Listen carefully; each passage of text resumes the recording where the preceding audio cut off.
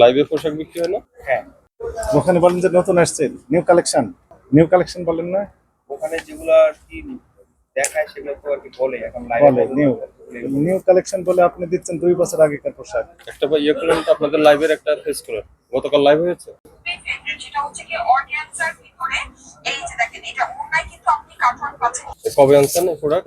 এগুলো আসছে আমার সব থেকে আপনার 23 সালের। 28 মার্চ 2023। 2023 সালে, এখন 25 সাল, 2 বছর আগে। তাহলে 2 বছর আগে এত পুরাতন কাপড়ের কি কোয়ালিটি ঠিক থাকে?